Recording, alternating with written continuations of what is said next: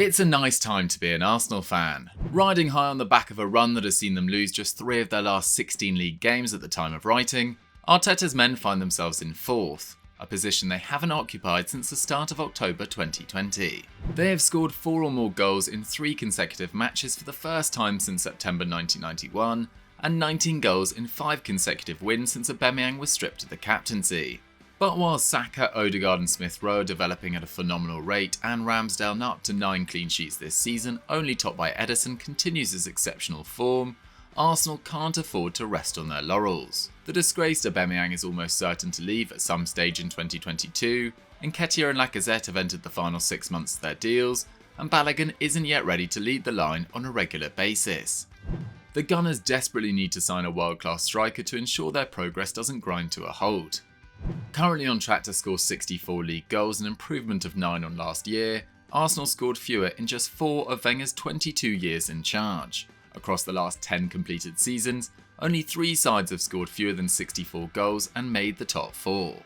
If Arsenal want to regularly qualify for the Champions League and eventually challenge for the title, they need to sign an elite striker.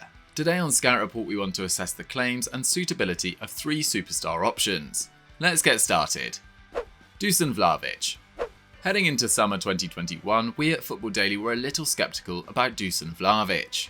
Yes, the Serbian had excelled last season, scoring a remarkable 21 league goals, a figure topped by 3 players in Serie A and 12th in Europe's top 5 leagues, but 6 of those, or just under 29%, were penalties. Not only that, but having only netted 1 goal in his first 10 league games of the season up until mid-December, taking his tally to 9 goals in his first 54 Serie A appearances, we were concerned his performances were merely a flash in the pan.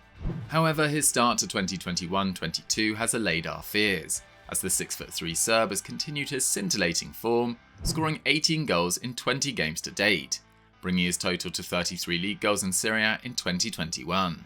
Not only did that equal the record set by Cristiano Ronaldo in 2020, but Robert Lewandowski with 43 was the only player to score more in the calendar year across all European leagues. Obviously, this level of performance hasn't gone unnoticed. According to The Times, clubs including Juventus, PSG, Atletico Madrid, Dortmund, Milan, Man City and Arsenal are interested in his signature. Fiorentina's chief executive Joe Barone told La Repubblica last month, "We've offered Vlahovic the highest contract ever in the history of Fiorentina several times." Before continuing, both Dusan and his agent made us realise they do not want to accept. So Vlahovic's departure seems almost certain, and given the level of competition, it's been reported that any suitor will have to pay at least €90 million, alongside his rumoured wage demands of over €230,000 per week. So would it be worth it for Arsenal? This season it's been noticeable that Arsenal have generally played at their best when Lacazette rather than Aubameyang has led the line. They've averaged 1.4 goals per game and 1.3 against in games Aubameyang has started, but those figures jumped to 2.3 goals and 0.9 goals against per game with Lacazette from the outset. The Frenchman, who has contributed 2 goals and 3 assists in his last 4 league games for the club, all of which Arsenal have won, has a much more complete all-round game. His average of 1.7 tackles and interceptions per 90 is more than double Aubameyang's 0.8, whilst Lacazette averages 6.1 successful pressures per 90 compared to 4.6 for the Gabonese. With Aubameyang currently completing just 33% of his attempted dribbles this term, his USP over Lacazette of dynamism, pace and ability to beat a man one-on-one has been nullified.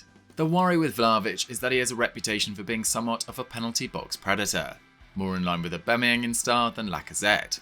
But is this fair? Well, partly. Vlahovic is a pure number 9, with his pressures, tackles, progressive passes and passes attempted all ranking in the bottom 20% of forwards in Europe's top 5 leagues over the past year. But there is no doubt that his all-round game is improving. Despite playing just 58% of his total minutes from last season, he has already created more chances and completed more passes into the final third and penalty area this season than last. Still, the question remains though, will Saka, Smith Rowe and Odegaard, the centrepieces of Arsenal's rejuvenation, be able to reach their full potential playing behind a striker who averages just 0.1 expected assists per 90, less than Ruben Dias and Dan Burn? Vlahovic's excellent range of finishes and aerial ability, with his 54% aerial dual win rate, only topped by Xhaka outside of Arsenal's defenders, would make him an asset to any suitor at a price. We can't help feeling though that having overperformed his expected goals by 5.7, a figure topped only by Giovanni Simeone and Juanmi in Europe, Vlahovic, with continued question marks about his ability to add fluidity to Arsenal's attack, might not be worth the risk at €90 million. Alexander Isak.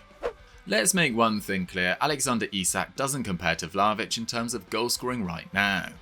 3 months older than the Serbian, he's only netted 39 goals in 114 games for Dortmund and Real Sociedad, with his average of 0.34 goals per game, significantly worse than Vlahovic's 0.45.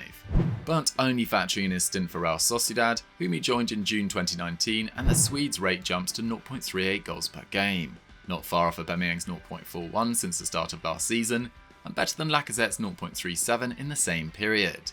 2021 saw Isak finally announce himself on the biggest stage. He scored a remarkable 17 league goals in 34 games, a figure topped only by Haaland, Mbappe and Vlahovic, a players 21 or under in Europe's top 5 leagues. With his shots per 90 leaping from 2.6 to above 3 for the first time in his career, it was no surprise to see his expected goals per 90 rise to 0.62, 19th in Europe level with Harry Kane, above Vlahovic's 0.57, and dwarfing Lacazette and Aubameyang's 0.46 and 0.41 respectively.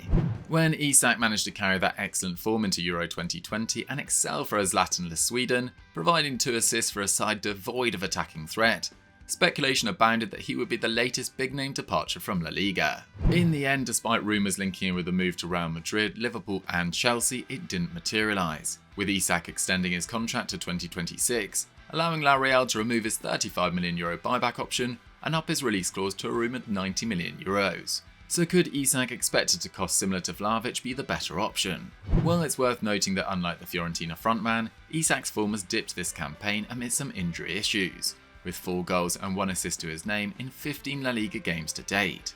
His average of a goal contribution every 211 minutes is worse than the out of form Aubameyang's 208, not surprising given Isak's expected goals and assists per 90 has dropped to 0.45 this term.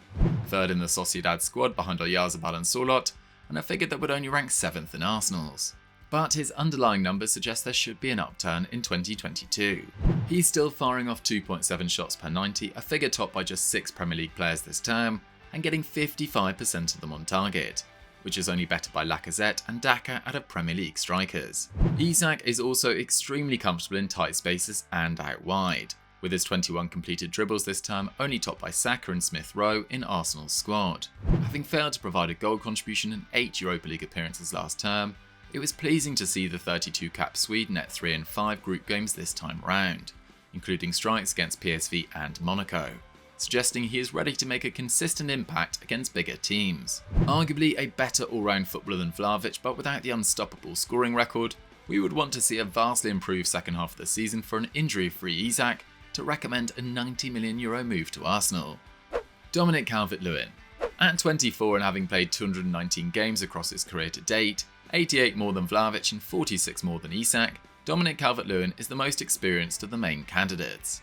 Like Vlahovic, the former Sheffield United player experienced a slow start to life as a footballer, netting 21 goals across his first 114 games as a professional for teams spanning the Conference League, League 2, League 1 and the Prem. But halfway through 2019-20, following the departure of Marco Silva, Calvert-Lewin's form exploded, and he's netted 27 goals in his last 55 Premier League games, with Kane, Salah, Bruno, Son and Bamford the only Premier League players to top his 16 league goals last term, performances that earned him a place in Gareth Southgate's Euro 2020 squad.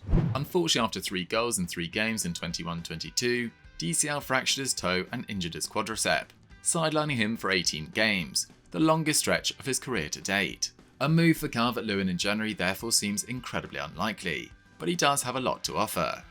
Standing at 6'2" and with an enormous leap, it's no surprise that Calvert-Lewin won 53% of his aerial duels last term, just 1% lower than Vlahovic. That would be an advantage to Arsenal, who currently hit 74% of their goal kicks long, 6th in the division, and who have completed 38 crosses into the penalty area to date, a figure topped by just 5 teams. Although Arsenal have already scored 8 set-piece goals this season, only bettered by Liverpool and Man City at the time of writing, 2 more than they managed in the entirety of 2021, Gabriel and Odegaard are the only 2 players to have scored a headed goal, with 3 between them so far. With DCL having scored 12 headers since the start of 2019-20, 8 more than any Arsenal player in the same period, his aerial presence would certainly add another weapon to the Gunners' armoury. While signing any player off the back of a 4-month injury layoff would represent a risk, Calvert-Lewin knows the league and would have a better chance of hitting the ground running. Having had their fingers burnt with the €79 million signing of Nicola Pepe, signed as a 24-year-old with 1 year of exceptional performances abroad, we get the feeling that as long as Calvert-Lewin returns as the same player, he'll be Arteta's primary transfer target this year. Disagree, guys, or do you think you have a better suggestion for Arsenal? Get at us in the comments. So guys, that was our scout report on which superstar striker suits Arsenal best. What did you guys think of it? Let me know in the comments down below. If you enjoyed it, please smash that like button, it really does help us with the algorithm, and I'll catch you next time.